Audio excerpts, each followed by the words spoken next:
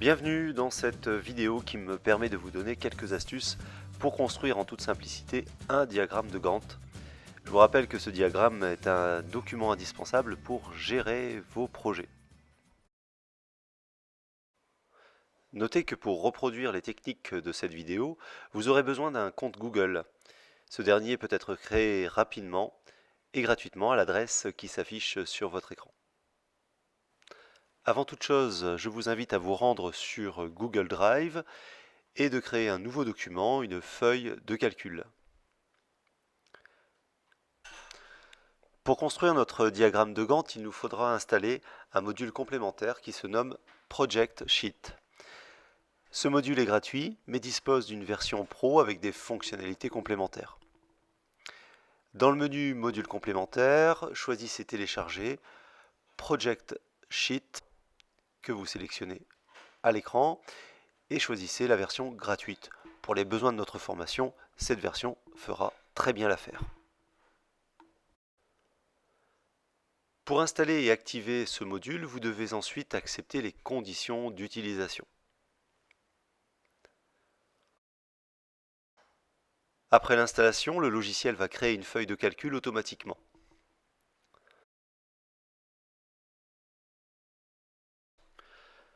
Fermez la fenêtre de bienvenue pour pouvoir accéder à l'application. L'ensemble des paramètres se fait sur la zone à droite de l'écran. Proposez une date pour le début du projet. Ici, nous avons choisi le 6 février 2017. Puis vous choisissez un nombre de semaines par période. Si vous choisissez une semaine par période, le logiciel vous propose un délai pour votre projet de 15 semaines. Dans un deuxième temps, complétez les éléments dans la feuille Project Summary.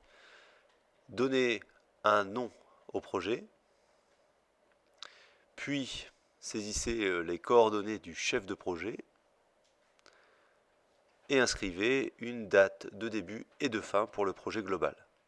Ces deux dates ne sont pas automatisées, sont purement indicatives.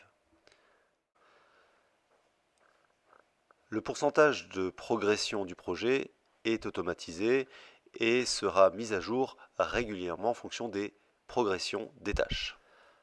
Allons à présent sur la deuxième feuille de l'application, la planification des tâches.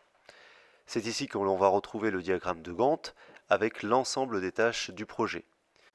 Chaque tâche se voit attribuer un numéro, une description, une date de début et de fin de tâche et ensuite une progression que vous allez enregistrer au fur et à mesure de sa réalisation.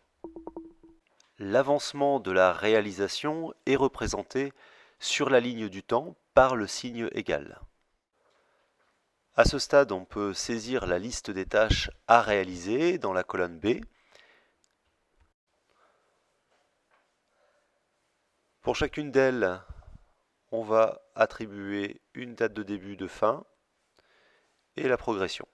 Ici, j'ai choisi de copier et coller le format pour faciliter la saisie.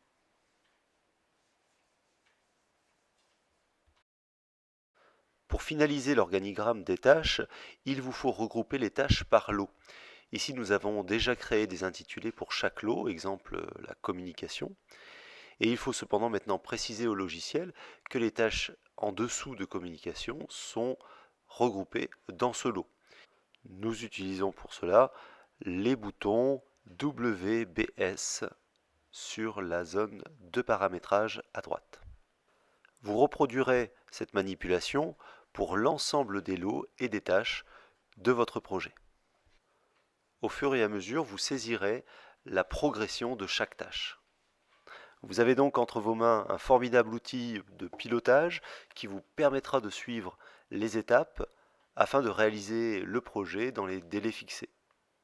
Cette vidéo est à présent terminée. Vous venez de créer un document de planification qui vous sera bientôt indispensable. N'oubliez pas de le compléter au fur et à mesure de votre avancée et de partager ce planning avec l'ensemble du groupe. Il ne me reste plus qu'à vous souhaiter bon courage dans vos travaux et je vous donne rendez-vous à la prochaine séance de formation. À bientôt.